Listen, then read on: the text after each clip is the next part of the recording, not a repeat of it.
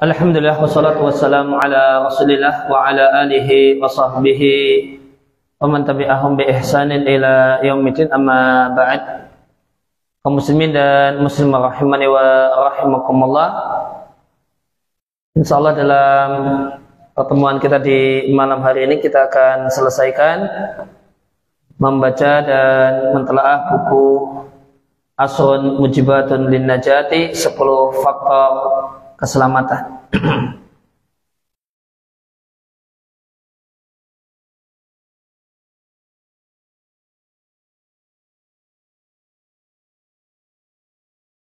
Kita masuk pada faktor yang ketujuh, disampaikan oleh Syekh Abdul Razak hafizallahu taala.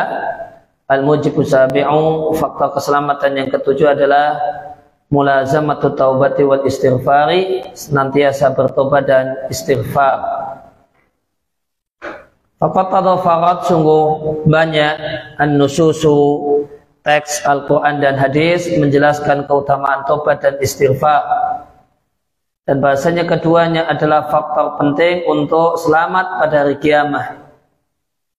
Oleh karena itu, salah satu sahabat yang mulia Ali ibn Abi Thalib radhiyallahu anhu mengatakan, ajibtu, aku heran, liman yahliku, adanya orang yang binasa, wan najatu ma'ahu, padahal kunci keselamatan bersamanya. Ditanyakan kepada Ali, wa ma hiya, apa itu kunci keselamatan? Ali ibn Abi Thalib radhiyallahu anhu mengatakan, al-istighfaru. Dan ketika Uqbah ibn Amir radhiyallahu anhu bertanya pada Rasulullah sallallahu alaihi wasallam tentang jalan keselamatan, maka Nabi katakan salah satunya, wa baqi ala khati'atik, tangisilah dosa dan kesalahanmu. Sabda Nabi sallallahu alaihi wasallam, tangisilah kesalahanmu, mengisyaratkan taubat dan istighfar.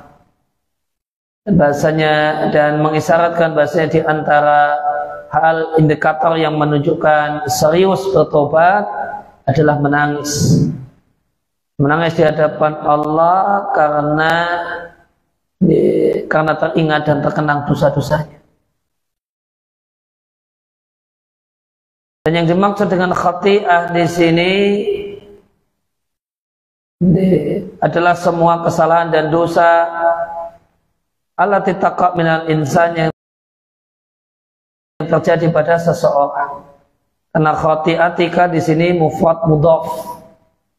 Khati'ah itu isim mufrad dan dia punya mudhaf ilaih, yaitu dhamir kaf. Dan kaidah usul fikih mengatakan al-mufradu idza udifa yufidul umuma. Kaidah usul fikih mengatakan bahasanya isim mufrad jika mudhaf itu menghasilkan makna semua, sehingga khati'atik di sini artinya semua dosamu. Wa fi hadza, maka dalam ini terdapat isyarat bahasanya seorang hamba ketika dalam kondisi istighfar dan bertobat, alaihi, menjadi kewajibannya untuk menghadirkan dalam benak, yastahdir, menghadirkan dalam benak banyaknya dosa dan kesalahannya, baik itu dosa yang dilakukan fil khafa, ketika sepi sendiri, ataukah fil alan, ketika bersama dan dilihat banyak orang, baik dosanya yang dulu ataupun sekarang. Maka hal ini menunjukkan bahasanya semestinya dosa itu tidak dilupakan, sehingga ada dosa yang dahulu di samping dosa yang sekarang. Lain hanya dengan kebaikan, maka kebaikan yang kita lakukan semestinya dilupakan. Adapun dosa dan kesalahan yang pernah dilakukan, maka semestinya tetap dikenang, dan itu yang dihadirkan dalam benak saat kita meminta ampun kepada Allah Subhanahu wa taala. Dan memohon ampun kepada Allah dan bertobat min hadarinya jami'an, semuanya, agar mendapatkan keselamatan dan keberuntungan yang besar. Oleh karena itu, di antara doa Nabi Shallallahu Alaihi Wasallam ketika Nabi dalam posisi sujud adalah Allahumma ighfirli dan bikullahu, ya Allah ampunilah dosaku seluruhnya, dikkahu yang kecil-kecil, wajillahu ataupun yang besar-besar, awalahu akhirahu yang dulu, wa akhirahu dan yang akhir atau yang sekarang, ala niyatahu yang dilakukan terang-terangan, dilihat dan disaksikan banyak orang, wasirrahu atau yang dilakukan sembunyi-sembunyi. Dan jika seorang, demikian hadis Muslim, jika seorang hamba bertobat kepada Allah dengan tobat yang jujur, bil iqla, dengan berhenti dari semua dosa dan menyesali perbuatan dosa yang telah dilakukan dan bertekad untuk tidak mengulanginya, ditambah memperbanyak istighfar, memohon ampun kepada Allah Subhanahu wa taala, maka Allah akan menyelamatkannya di dunia dan di akhirat. Sebagaimana firman Allah Subhanahu wa taala, dan tidaklah Allah menyiksa mereka selama engkau wahai Muhammad sallallahu alaihi wasallam ada di tengah-tengah mereka setelah Nabi wafat, wa maka Allah mu'adzibahum wa hum yastaghfirun. Maka Allah tidak akan menyiksa mereka selama mereka memohon ampun kepada Allah Subhanahu wa taala. Maka berdasarkan ayat ini Al-Anfal 33, maka taubat dan istighfar adalah sebab selamat dan sebab sarfil adabi anhum, dibelokkannya azab anhum sehingga tidak menimpa mereka. Dan Nabi sallallahu alaihi wasallam bersabda, tuba, sungguh beruntung liman wajada, bagi siapa saja yang menjumpai di lembar catatan amalnya istighfaran katsiran, istighfar yang banyak. Nah, karena itu Nabi sallallahu alaihi wasallam memperbanyak tobat dan istighfar dalam sehari dan semalam. Dari Abu Hurairah radhiyallahu anhu, Abu Hurairah mendengar Rasulullah sallallahu alaihi wasallam bersabda, wallahi demi Allah, sungguh aku mohon ampun kepada Allah dan bertobat kepadanya bil yaumi, dalam sehari lebih dari 70 kali. Diriwayatkan oleh Ibnu Majah. Bahkan Ibnu Umar radhiyallahu anhuma mengatakan, kami menghitung Rasulullah sallallahu alaihi wasallam dalam sekali duduk beliau membaca sebanyak 100 kali, Rabbir firli wa tub alayya, ya Allah ampunilah aku dan terimalah tobatku, innaka antat tawwabur rahim, sesungguhnya engkau adalah zat yang maha menerima tobat dan zat yang maha penyayang. Ya, maka kalimat ini menunjukkan bahasanya ya, istighfar itu tidak harus redaksinya astagfirullah, namun semua redaksi, semua kalimat yang menunjukkan meminta ampunan kepada Allah Subhanahu wa taala semacam ini, Rabbi firli wa tub alayya, ini dinilai sebagai redaksi istighfar. Jadi sampaikan di pembahasan tentang istighfar menunjukkan bahasanya istighfar itu tidak harus menggunakan kata-kata atau redaksi tertentu, yang penting semua kalimat yang menunjukkan meminta ampun kepada Allah Subhanahu wa taala. Kemudian sebelum kita lanjut ke mujib atau faktor keselamatan selanjutnya, ada tambahan keterangan yang ingin saya sampaikan.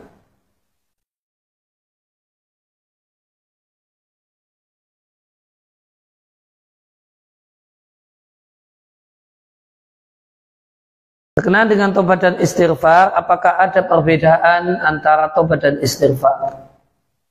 Ataukah tobat dan istighfar itu semakna?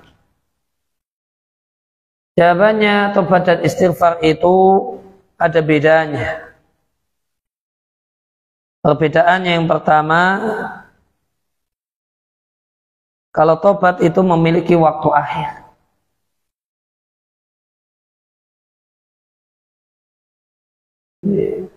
Sedangkan istighfar tidak memiliki waktu akhir.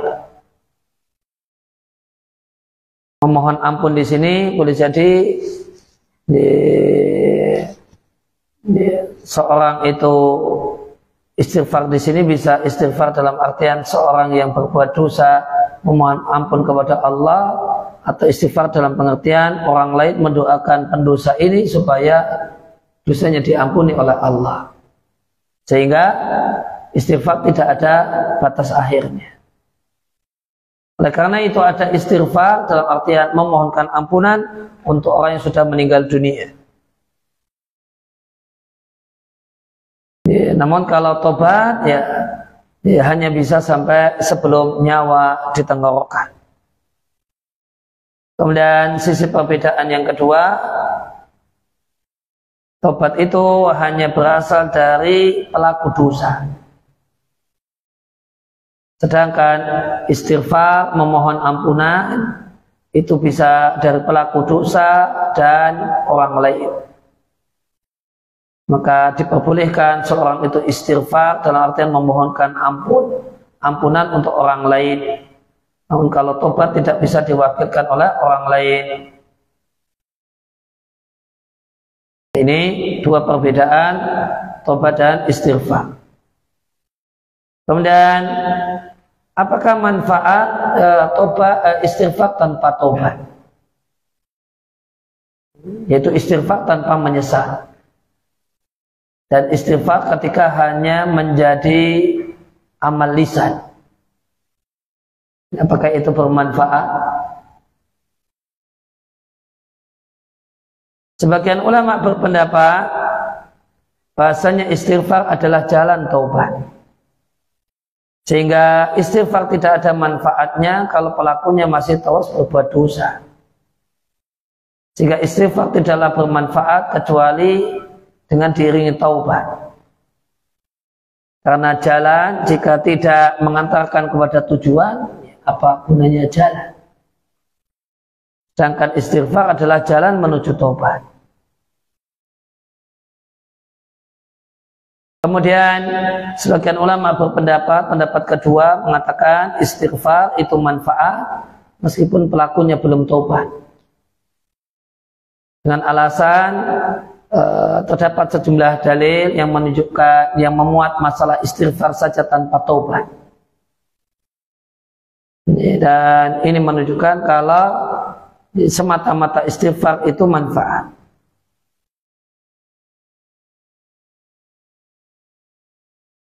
Nah, apa konsekuensi dari dua pendapat yang berbeda ini?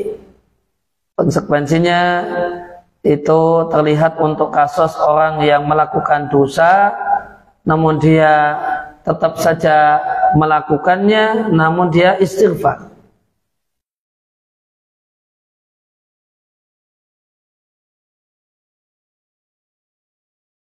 Misalnya dicontohkan oleh Sulaiman Ar-Ruhaili, seseorang yang merokok dan merokok itu dosa. Setelah dia menyelesaikan satu batang rokok, dia mengatakan, dan ini bukan mengolok-olok, dia secara jujur dia mengatakan astagfirullah. Akan tetapi di dalam hatinya dia bertekad besok mau rokok lagi. Nanti atau setelah 1 jam atau 2 jam akan merokok lagi. Bahwa musir, maka dia masih ngotot dengan dosanya. Maka di sini dijumpai istighfar, dan istighfarnya istighfar bukan ngecek, bukan ngolok-ngolok ya.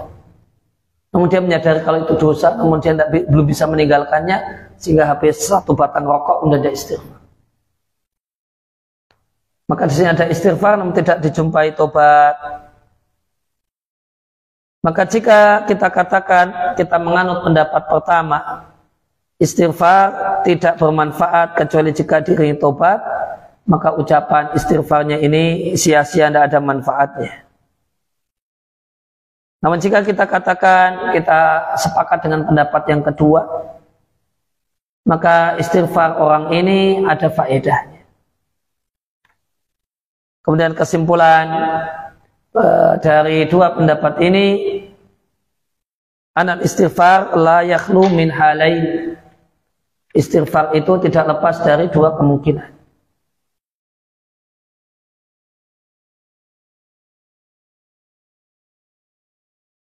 Yang pertama, istighfar dalam pengertian, karena istighfar tadi dalam bahasa itu bisa memohon ampun, bisa memohonkan ampunan.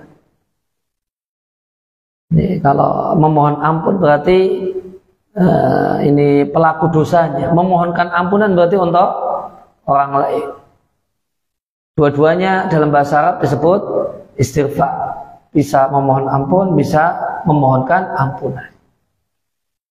Maka jika istighfar itu artinya memohonkan ampunan untuk orang lain, semacam malaikat memohonkan ampunan untuk orang yang duduk di tempat di masjid, ketika dia habis masuk masjid, nunggu iqamah, dia duduk selama belum berhadas. Malaikat berdoa, Allahumma ighfir lahu, Allahumma arhamhu. Demikian juga misalnya istighfar dalam artian memohonkan ampunan dari anak untuk orang tuanya. Maka ini manfaat meskipun orangnya belum bertobat. Yang didoakan, yang dimintakan ampunan tidak bertobat, ini bermanfaat. Dalilnya istighfar semacam ini diperintahkan untuk orang yang telah meninggal dunia. Dan orang yang meninggal dunia tentu sudah tidak lagi bisa bertobat.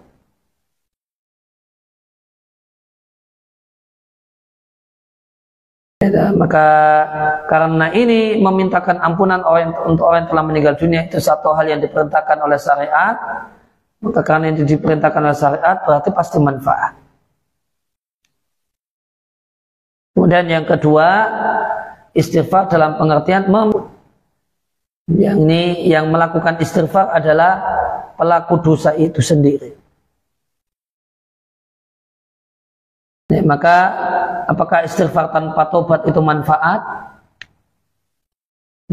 Kata Syekh Sulaiman Ar-Ruhaili hafizallahu taala, as-sahihu, pendapat yang benar, istighfar itu manfaat bagi pelaku dosa meskipun tanpa tobat. Bisyarati, dengan syarat ayakuna nabi'an min khaufillahi. Itu istighfar tersebut muncul tergerak karena rasa takut kepada Allah. Dia melakukan dosa karena kalah dengan keinginannya, setelah itu dia istighfar. Astagfirullah. Dan di dalam hatinya ada karena dorongan rasa takut kepada Allah, dia istighfar. Manfaat insya Allah, minimal mengurangi kadar dosanya. Adapun istighfar dengan lisan bukan karena muncul karena rasa takut kepada Allah, maka ini fahada istighfar ta'ala. Adapun jika hanya dengan lisan, kemudian kita kembali ke buku. Qala al-musannifu hafizallahu ta'ala, al-mujibu tsaminu, faktor keselamatan yang ke-8 adalah waspada dari ujub, bangga dengan kelebihan diri sendiri, bangga dengan amal, wal irtirar, tertipu, terkecoh dengan diri sendiri. Bisa melihat diri sendiri lebih besar daripada yang sejatinya. Itu namanya irtirar. Ini dia melihat dirinya itu lebih dari real dan nyatanya.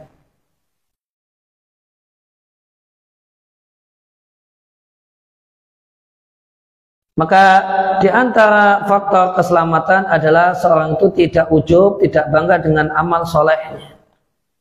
Berarti dia real beramal, kemudian dia bangga dengan amal itu. Wa ala yartara bi nafsihi wa bi ta'atihi, dan tidak terkecoh dengan dirinya sendiri. Dia merasa soleh padahal sudah tidak.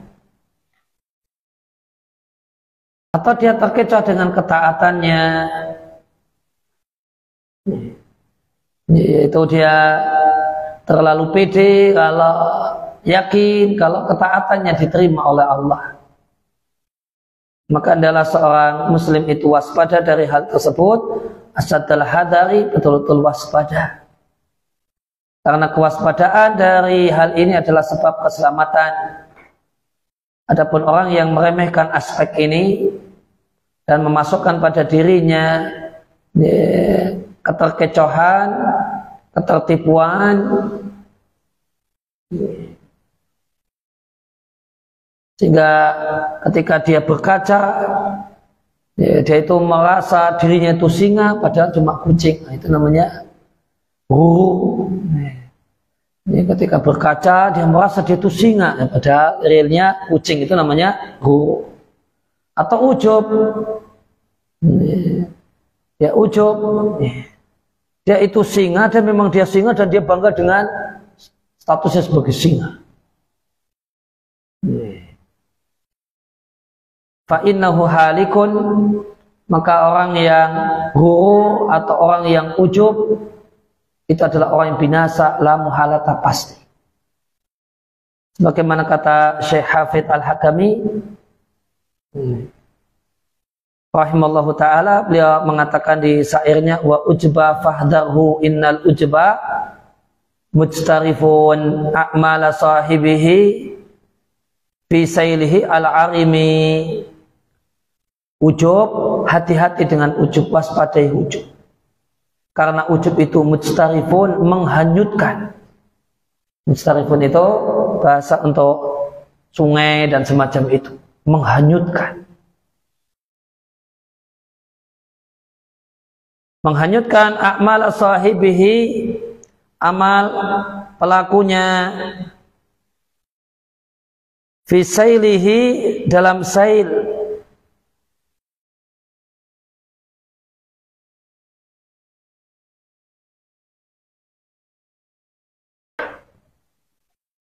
Ya, sel itu aliran air hujan yang ada di muka bumi. Ya, kalau sudah turun air hujan, hujan deras, nanti air hujan itu mengalir menuju sungai, termasuk sungai yang dulunya kering, kemudian ada air setelah turun hujan. Nah, aliran air ini namanya sail.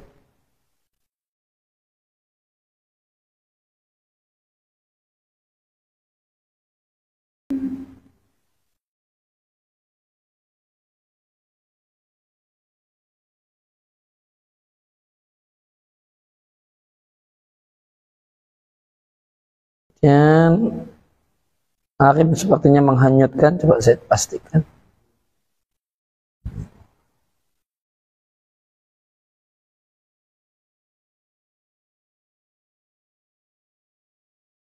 Ya, deras. Fi sailihi al-arimi, di aliran ini air yang deras. Maka ada orang yang faminan nasi, di antara manusia, man, ada orang yang dia memiliki banyak amal soleh, ketaatan yang beraneka ragam, namun sedikit huru dan ujub masuk pada dirinya. Akhirnya dia mengandalkan amalnya dan binasalah dia karenanya, dan hapuslah amalnya seluruhnya. Maka ujub itu penghapus amal setelah selesai beramal. Di antara penyakit yang diwaspadai, yang harus diwaspadai oleh orang yang beramal, ini dia waspada dengan riak saat beramal dan ujub setelah selesai amal. Dua-duanya menghilangkan pahala. Wal wajib 'alal insan, non wajib atas seorang untuk menyadari kalau sehebat apapun kita dalam beramal, kita itu muqassir. Sehebat apapun kita dalam beramal, kita itu teledor dan ceroboh. Sehebat apapun kita dalam beramal. Sehingga yang ini, karena ada dalam diri kita kesadaran, karena ada pada diri kita mutla'atu aibin nafsi wal amal. Kita punya bisa melihat kekurangan dari amal kita dan diri kita. Dan siapa yang mau mengecek dirinya pasti dia akan menemukan aib dirinya, aib amalnya. Sehingga apapun, bagaimanapun kita beramal, kita itu muqassir. Jika kita diajarkan untuk istighfar di akhir semua amal. Setelah selesai sholat, setelah salam, kita diajarkan untuk astagfirullah. Ini artinya pada saat astagfirullah habis salam itu, apa yang ada dalam benak kita itu muqassir. Salat yang kita kerjakan ini punya banyak kekurangan. Ini punya banyak kekurangan. Orang yang salat malam, maka setelah selesai salat malam di waktu sahur, maka Allah katakan wabil asharihum yastaghfirun, dan mereka manusia-manusia pilihan Allah Subhanahu wa taala itu mereka istighfar di waktu sahur setelah mereka selesai salat malam. Dan di bulan Ramadan setelah orang itu bersungguh-sungguh beramal di bulan Ramadan, di akhir Ramadan dia diajarkan untuk meminta ampunan kepada Allah Subhanahu wa taala. Allahumma innaka afuwun tuhibbul afwa fa'fu anni. Dan ini sudah selesai, sudah ini di waktu-waktu akhir amal. Setelah bersusah payah, bersungguh-sungguh beramal, maka yang dikatakan adalah Allahumma innaka afuwun tuhibbul afwa fa'fu anni. Fa'fu anni, maafkan aku ya Allah. Wa ana mahma balagha, dan betapapun orang itu mahma betapapun balagha fi amalihi, seorang itu hebat dalam amalnya, realitanya dia tidak akan pernah bisa menunaikan syukur nikmat Allah, syukur atas nikmat Allah pada dirinya. Sebagaimana sabda Nabi Shallallahu Alaihi Wasallam, la yudkhila ahadan amaluhu al jannata. Tidak ada seorang pun yang amalnya memasukkannya ke dalam surga. Sahabat bertanya, wala anta ya Rasulullah, tidak pula engkau wahai Rasulullah? Nabi katakan, la wala ana, aku pun tidak. Hanyalah aku masuk surga karena Allah meliputi diriku dengan anugerah dan kasih sayangnya. Diriwayatkan oleh Al-Bukhari dan Muslim. Dan demikianlah keadaan khiyar hadil ummah, manusia-manusia pilihan di tengah-tengah umat ini, itu para sahabat dan generasi setelahnya. Di antaranya perkataan seorang tabi'in, Abdullah ibn Abi Mulaikah, salah satu ulama tabi'in, beliau mengatakan, saya menjumpai 30 sahabat Nabi Sallallahu Alaihi Wasallam. Semua mereka mengkhawatirkan nifak terjadi pada dirinya.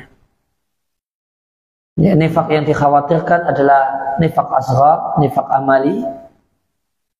Dan di antara bentuk nifak amali adalah terasa atau teranggap baik di depan mata banyak orang, padahal realitanya tidak demikian. Merasa baik karena dianggap baik oleh banyak orang, padahal sebenarnya dirinya tidak demikian. Itu yang ditakutkan oleh 30 sahabat. Wa idza kana, dan jika Abu Bakar radhiyallahu anhu siddiq hadil ummah, dan manusia terbaik bukan hanya setelah Muhammad sallallahu alaihi wasallam, namun setelah semua para nabi. Tatkala meminta pada Nabi sallallahu alaihi wasallam agar Nabi mengajarinya doa yang akan dia panjatkan kepada Allah dalam sholatnya, maka Nabi ajarkan kepadanya untuk mengucapkan Allahumma inni dzalamtu nafsi dzulman katsira. Ini doanya Abu Bakar ini. Ya Allah, sesungguhnya aku zalim kepada diriku sendiri, yaitu banyak maksiat, yaitu bermaksiat, dzulman katsira, dengan maksiat yang banyak. Tidak ada ya Allah yang mengampuni dosa kecuali Engkau ya Allah. Faghfir li maghfiratan min indika, maka ampunilah aku, berikan kepadaku ampunan dari sisimu, sayangilah aku, yang Engkau adalah zat yang Maha Pengampun lagi Maha Penyayang. Jika demikian doanya Abu Bakar, fakaifa sya'nu biman huwa dunahu, maka bagaimanakah bagaimanakah sya'nu, keadaan orang yang levelnya dunahu, di bawah Abu Bakar, bahkan dunahu bikathir, jauh di bawahnya level Abu Bakar dalam kesalehan, dalam iman, dalam takwa. Syekhul Islam Taimiyah rahimallahu taala mengatakan tidak boleh bagi siapapun untuk menyangka kalau dia punya sangkaan kalau dia tidak perlu bertobat kepada Allah. Tidak boleh ada orang yang punya sangkaan kalau dia tidak perlu istighfar, meminta ampun kepada Allah dari dosa. Bal kullu ahadin muhtajun ila dzalika daima. Bahkan semua orang itu memerlukan tobat dan istighfar daiman selalu. Karena betapapun kita beramal, kita itu muqassir. Kita itu belum melakukan amal sebagaimana semestinya. Betapapun kita beramal, amal kita itu cacat. Amal itu betapa bagusnya diri kita itu penuh aib. Sehingga semua orang membutuhkan istighfar dan tobat. Walhasil maka kesimpulannya, seorang hamba jika diberi taufik kemudian untuk melakukan amal soleh, amal yang baik, maka janganlah dia condong dan membanggakan amalnya.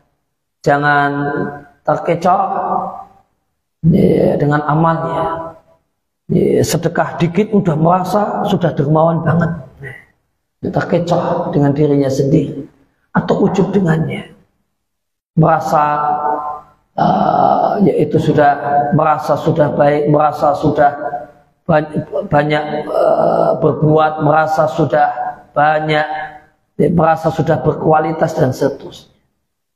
Bal yakunu khaifan, hendaknya ketika kita setelah selesai beramal khawatir tidak diterima amal yang dilakukan. Sebagaimana firman Allah Ta'ala, walladzina yu'tuna ma atau, dan orang-orang yang melakukan apa yang mereka lakukan dalam keadaan khawatir, hati mereka ketakutan, annahum ila rabbihim raji'un, sehingga mereka itu akan kembali kepada Rabb mereka. Dan pada saat Ummul Mukminin Aisyah radhiyallahu taala anha bertanya pada Nabi sallallahu alaihi wasallam tentang makna ayat di atas Al-Mu'minun 60, waqalat Ibunda Aisyah bertanya, wahai Nabi, apakah yang Allah maksudkan dengan Al-Mu'minun 60 adalah mereka orang-orang yang minum khamar dan mencuri? Maka Nabi mengatakan, la ya bintas Siddiq, bukan wahai anaknya Siddiq, walakinnahum alladzina yasumuna yusalluna. Namun yang dimaksudkan dengan Al-Mu'minun ayat 60 adalah orang yang rajin puasa, orang yang rajin sholat, wa yatasaddaquna, orang yang rajin sedekah dan sedekahnya besar-besar nominalnya. Namun wahum yakhafuna alla yuqbala minhum. Non mereka itu khawatir amal-amal yang telah dilakukan itu tidak diterima oleh Allah Subhanahu wa taala. Kemudian faktor keselamatan yang kesembilan adalah mengingat hisab dan mengingat bahasanya kita semua akan berdiri di hadapan Allah Azza wa Jalla tanpa ada penerjemah antara kita dengan Allah.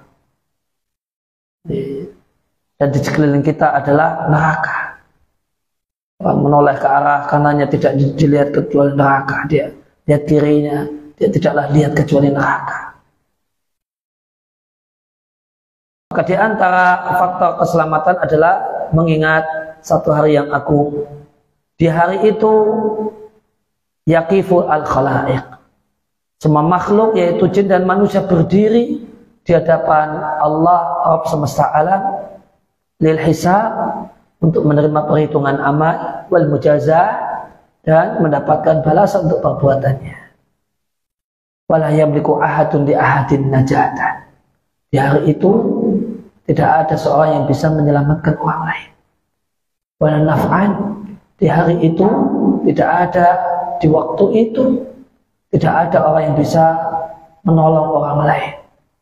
Wala dharran, di hari itu tidak ada orang yang bisa mencegah adab dari orang lain.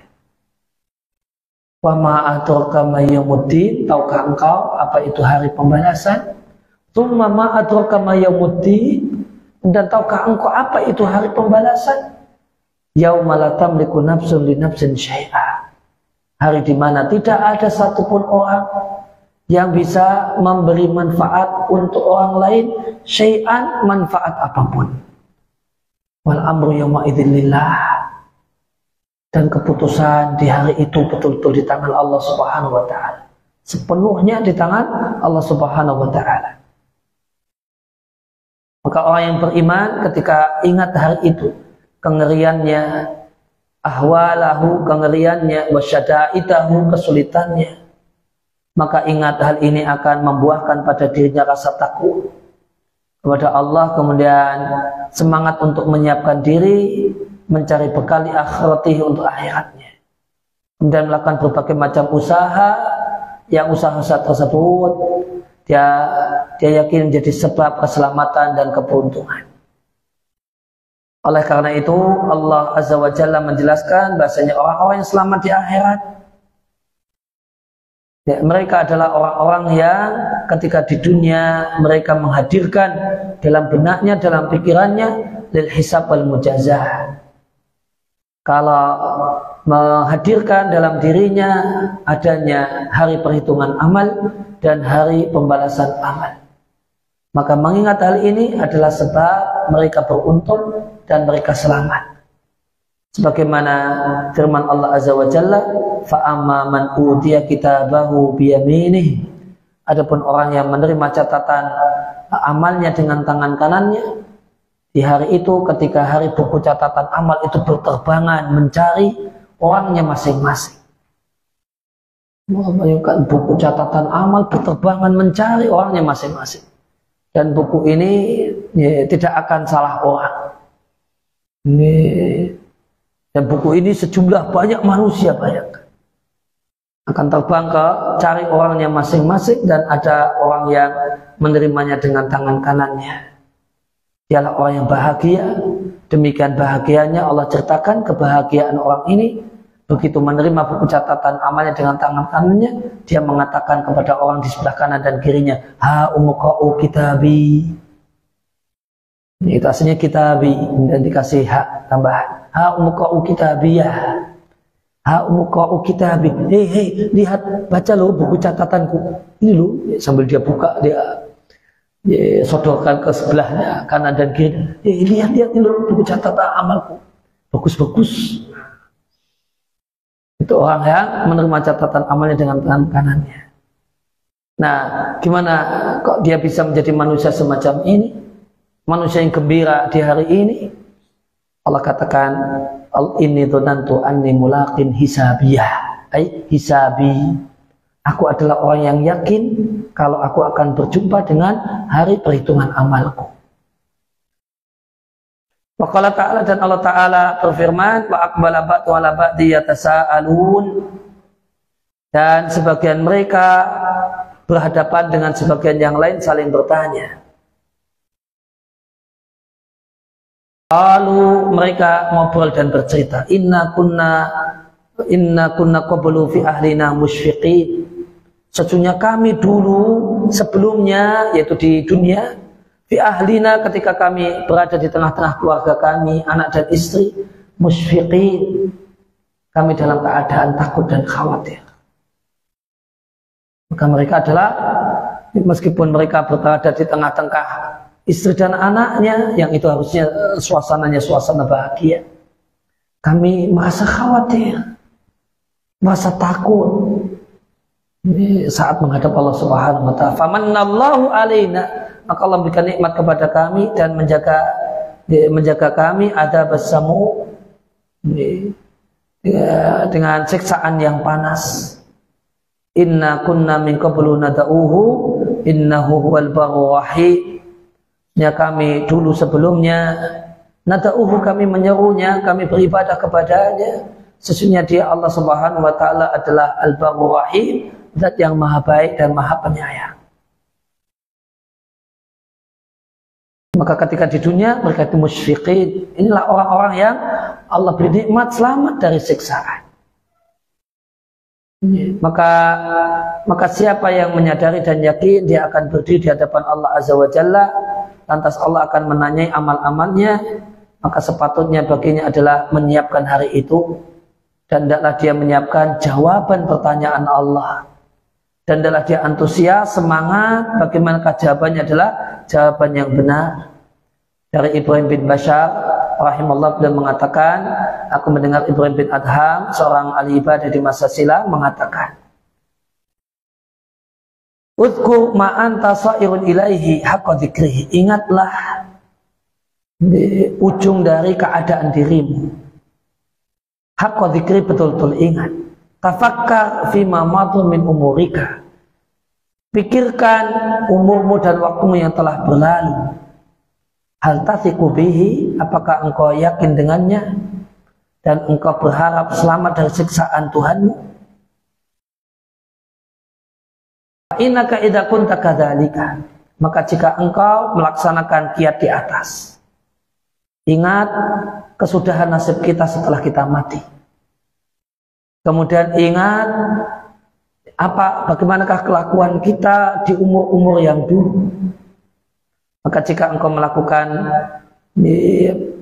pesan-pesan di atas, engkau sibukkan hatimu untuk memperhatikan jalan selamat. Sehingga tidak kepikiran thariqil lahin, jalannya orang-orang yang lalai, orang-orang yang merasa aman, orang-orang yang merasa tenang, yaitu orang-orang yang mengikuti hawa nafsunya. Akhirnya hawa nafsunya menjatuhkannya ke dalam jalan kebinasaan. La jaroma, pasti sawfa ya'lamun, mereka akan tahu. Pasti sawfa yata'assafun, mereka akan sedih. Pasti sawfa yandamun, mereka akan menyesal. Wa saya'lamul ladzina dzalamu ayyamun qalbin yanqalibun. Orang-orang yang zalim, orang-orang yang ketika di dunia itu mengikuti hawa nafsunya, mengikuti kesenangan dirinya, menuruti syahwatnya, itu akan mengetahui tempat kembali manakah dia akan kembali. Di tempat kembali seperti apakah dia akan kembali. Dari Mu'alla ibn Ziyad, beliau bertanya kepada Mughirah, beliau bercerita bahasanya Al-Mughirah ibn Mukhadish bertanya kepada Hasan al-Basri. Pertanyaannya, wahai Abu Sa'id, wahai Abu Hasan al-Basri, kaifa nasna'u bi mujalasi aqwamin? Bagaimanakah yang harus kami lakukan dengan duduk-duduk bersama banyak orang hahuna di sini? Mereka ngajak ngobrol dan bincang-bincang dengan kami, hatta takadu qulubuna antatira, sehingga hampir-hampir jantung kami itu terbang karena gembira. Ya, hampir-hampir jantung kami itu terbang karena gembira. Maka nasihat Hasan al-Basri seperti duduk-duduk dengan sejumlah orang yang mereka itu muji-muji. Sukanya muji-muji sampai kita merasa bangga, merasa senang, merasa ini. Nasihat Hasan al-Basri, ayuhas syekh, wahai syekh, sesungguhnya engkau wallahi la antashaba aqwaman, andai engkau dekat-dekat dengan sekelompok orang yang menakut-nakutimu, hatta tudrika amnan, sehingga engkau mendapatkan rasa aman karena ketakutan dan menyiapkan apa yang disiapkan, akhirnya mendapatkan rasa aman. Itu lebih baik bagimu daripada engkau berkawan dengan banyak orang yang menyebabkan engkau merasa aman, namun talhaquka al-makhawifa, dia al-makhawifu, namun berbagai macam, nanti pada akhirnya berbagai macam ketakutan akan menimpamu. Artinya Hasan al-Basri tidak menyarankan duduk bersama mereka-mereka ini yang suka memuji-mujimu, mengagumimu, sehingga hatimu itu gembira, terasa mau terbang karenanya. Ini bahaya. Ini mereka membuatmu berada dalam rasa aman, namun ternyata nanti tiba-tiba banyak ketakutan akan menimpa dirimu. Kemudian faktor keamanan keselamatan yang terakhir, yang ke-10 adalah amar ma'ruf nahi mungkar. Dan amar ma'ruf nahi mungkar adalah bagian dari syiar Islam yang agung dan amal yang mulia. Dia adalah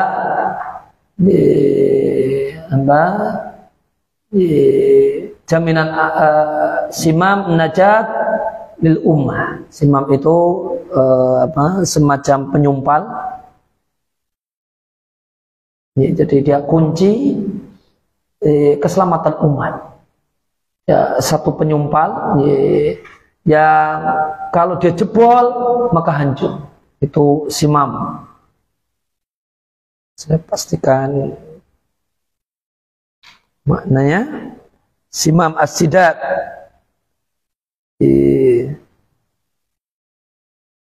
Iya, jadi penyumpal. Simamul amni itu penyumpal yang kalau di bahasa teknik dia akan otomatis terbuka pada saat tekanan itu melampaui batas dan tidak kuat, jebol, dan ketika itu terjadilah kehancuran.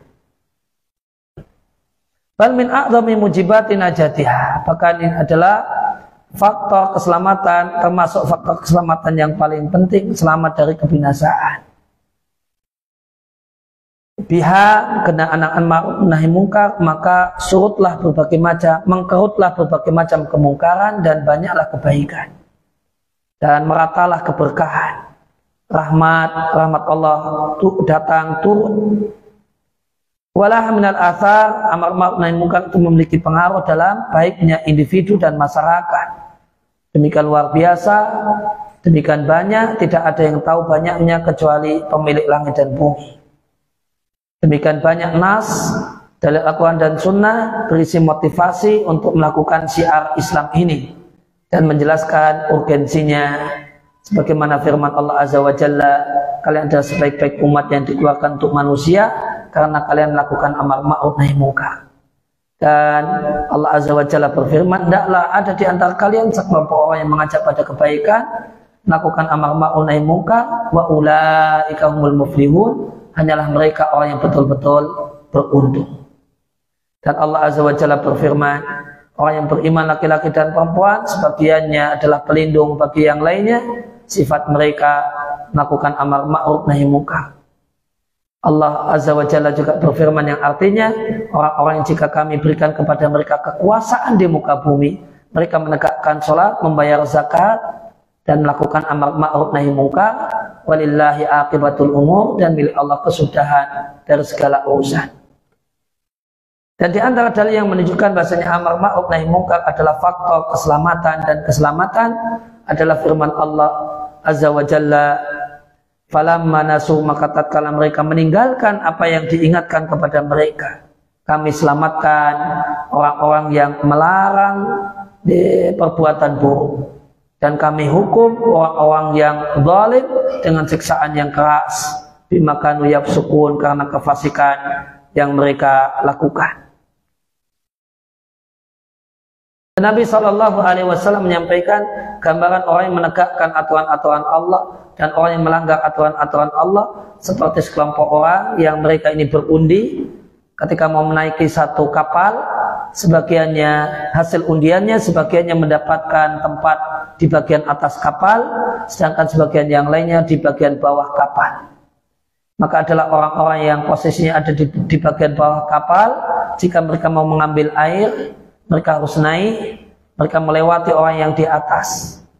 Faqalu, lantas sebagian mereka mengatakan, seandainya kita lubangi saja fi nasibina, bagian kita ini khalqan, satu lubang, dan ini dengan ini kita tidak menyakiti dan mengganggu orang yang ada di atas, karena kita nggak bolak-balik melewati mereka. Maka jika semua mereka membiarkan orang ini dengan idenya, membiarkan mereka ini dengan apa yang mereka inginkan, halaku jami'an, semua mereka akan binasa, tenggelam ke dalam lautan. Dan jika mereka pegangi orang yang punya ide berbahaya ini, mereka selamat dan semua mereka selamat. Demikian adalah hadis yang diriwayatkan oleh Al-Bukhari. Maka manusia terus menerus berada dalam kebaikan yang besar selama di tengah-tengah mereka ada orang yang perhatian dengan syiar Islam ini, yaitu amar ma'ruf nahi mungkar. Adapun jika manusia telah meninggalkan syiar ini, maka bahaya itu sangat besar dan hukuman itu sangat besar. Nabi SAW menyampaikan, manusia jika masyarakat jika mereka melihat kemungkaran dan mereka tidak mengubahnya, segera saja Allah akan meratakan mereka dengan hukumannya. Maka adalah seorang muslim antusias untuk melaksanakan syiar agung ini, dan adalah dia seorang yang jujur di dalam melaksanakan syiar agung ini, jujur dengan Allah Subhanahu wa taala, dengan senantiasa mengikuti jalan ahlul haq, orang yang berada dalam kebenaran dan orang yang berada dalam hidayah dalam masalah itu, yaitu amar ma'ruf nahi munkar. Oleh karena itu seorang sahabat yang mulia Jundub bin Abdillah pada saat melihat sekelompok orang dari orang ulama-ulama pilihan penduduk kota Basrah, mereka menyebutkan dan membahas amar ma'ruf nahi munkar dalam obrolan mereka, maka beliau komentar, aku tidak melihat kal yauma seperti hari ini qattu sekalipun kauman sekelompok orang yang lebih berhak untuk selamat dibandingkan mereka jika mereka orang yang jujur dan tulus dalam melakukan amar ma'ruf nahi munkar. Bukan orang yang ada pamrih, bukan orang yang ada udang di balik batu di balik amar ma'ruf nahi munkarnya. Namun syaratnya jujur. Jadi kata sahabat Jundub bin Abdillah, amar ma'ruf nahi munkar itu adalah menyebabkan orangnya adalah orang yang paling berhak untuk mendapatkan keselamatan. Syaratnya ingkanu shodiqin, jika mereka jujur. Dan adalah seorang muslim waspada dalam masalah ini dari jalan-jalan orang yang sesat dan jalan-jalan para pembela kebatilan. Maka tidak harus memperhatikan rambu-rambu dalam melaksanakan syiar yang lurus ini, yaitu amar ma'ruf nahi munkar. Harus memperhatikan adab-adab amar ma'ruf nahi munkar, adab yang penuh keberkahan. Dan harus memperhatikan kaidah-kaidah amar ma'ruf nahi munkar yang merupakan kaidah yang kokoh, yang berasal mustamaddah, yang berasal dari kitabullah dan sunnah Nabi-Nya sallallahu alaihi wasallam. Karena amar ma'ruf nahi munkar jika ditegakkan sesuai dengan kaidah-kaidah ini dan dhawabit ya sama kaidah, maka akan terwujudlah kebaikan dan keberuntungan. Adapun jika nuhiyah diarahkan syiar ini diarah yang menyelisih kaidah syariat dan kaidah-kaidah yang telah diketahui, maka amar ma'ruf nahi munkar akan berubah menjadi salah satu bentuk menimpakan bahaya bagi masyarakat kaum muslimin. Ketika amar ma'ruf nahi munkar itu tanpa menimbang kaidah, maka rusaklah rasa aman, tersebarlah kekacauan. Dampaknya ada banyak harta yang dirampas, ada banyak darah yang ditumpahkan, dan ada banyak kehormatan yang dinodai, dan berbagai macam kerusakan dan madarat allati qad tasabbabat biha, yang menjadi sebab kemudaratan ini semua adalah adanya orang-orang yang tidak faham dan tidak punya ilmu tentang kaidah-kaidah syariat dan dalil-dalil syariat dalam masalah amar ma'ruf nahi munkar. Karena ada orang melakukan amar ma'ruf nahi munkar tanpa ilmu, maka dia berbuat jahat kepada dirinya dan kepada umatnya. Pada saat ada sekelompok orang bertanya kepada Hudzaifah bin al-Yaman, mereka berkata kepada Hudzaifah, bukankah kami melakukan amar ma'ruf nahi munkar? Maka Hudzaifah mengatakan, innahu hasanun. Amar ma'ruf nahi munkar itu satu hal yang bagus. Namun laisa minas sunnati, bukan bagian dari ajaran Nabi engkau menghunuskan pedang untuk memerangi penguasamu selama dia adalah penguasa muslim. Maka dari sahabat Hudzaifah ibn Yaman mengingatkan, amar ma'ruf nahi munkar itu bagus, dan ingat kaidahnya. Jangan sampai ini tanpa kaidah sehingga akhirnya pedang dihunus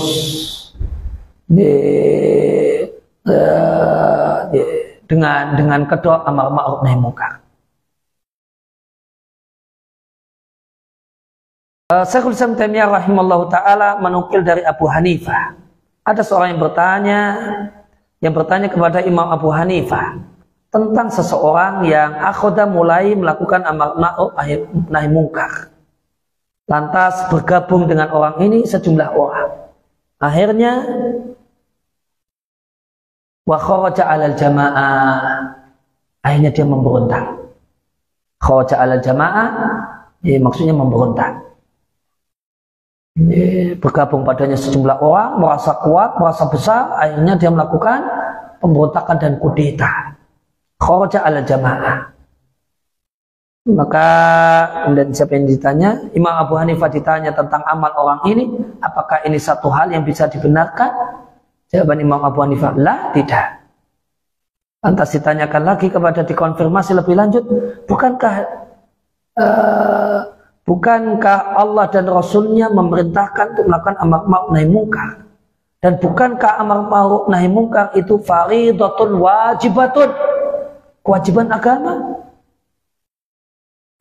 Jawaban Imam Abu Hanifah rahimahullah ta'ala, kadzalika, betul seperti itu. Walakin akan tetapi mereka itu lebih banyak merusak daripada memperbaiki. Ketika amar ma'ruf nahi munkar dijadikan sebagai jalan untuk melakukan pemberontakan, atau melakukan pemberontakan dengan alasan amar ma'ruf nahi munkar, itu lebih banyak merusak daripada memperbaiki. Apa itu? Min safkid dima, banyak darah yang tertumpah, wastihlalil haram, banyak hal-hal yang haram yang dihalalkan karenanya. Itu jawaban Imam Abu Hanifah rahimallahu ta'ala. Kemudian penutup, ada seorang kawannya Sufyan Ats-Tsauri berkirim surat kepada beliau. Isi suratnya, idni fa'aujiz, beri aku nasihat namun jangan panjang-panjang. Fakataba ilaihi, maka Sufyan Ats-Tsauri kemudian menulis surat, memberi jawaban, memberikan surat balasan dengan mengatakan, afanallahu wa iyyaka minasu'i kullihi ya akhi, wahai saudaraku, wahai sahabatku, semoga Allah selamatkan kita semua dari kejelekan. Inna dunya ghammuha la yafna. Sesungguhnya dunia itu galaunya tidak pernah habis. Kalau karena dunia tidak akan pernah ada habisnya. Kepikiran dunia, mumet karena dunia itu tidak akan pernah selesai. Galau karena dunia itu tidak akan pernah selesai. Wa faqahuha la yadumu.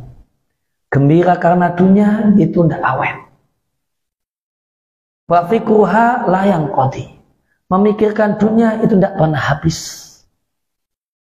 Fa'mal li nafsika hatta tanjua. Oleh karena itu maka saya sarankan sibulah engkau untuk beramal untuk kepentingan dirimu sehingga engkau selamat. Wala tatawana, jangan nanti-nanti. Jangan nanti-nanti, fata'toba, engkau akan binasa. Wassalamu.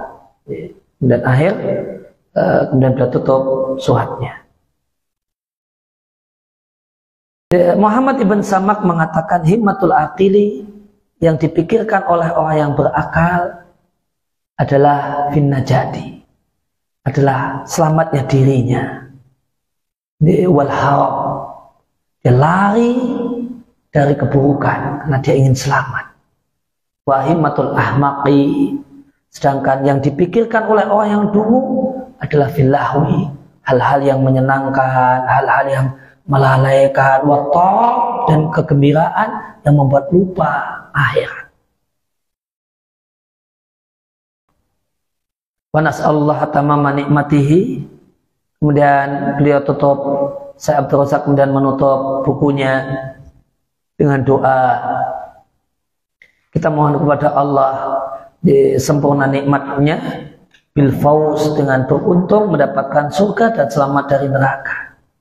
Dan semoga Allah teguhkan hati-hati kita semua di ala dinihi, tetap kokoh memegangi, berpijak di atas agamanya. Innahu qaribun mujib, dia Allah adalah zat yang maha dekat dan zat yang mengabulkan doa. Wassallallahu wasallam ala abdi wa rasulihi nabiyina Muhammadin wa alihi wa sahbihi ajma'in. Semoga Allah berikan pujian, keselamatan untuk hambanya sekaligus rasulnya, Nabi kita Muhammad, keluarganya, sahabatnya, seluruhnya. Amin.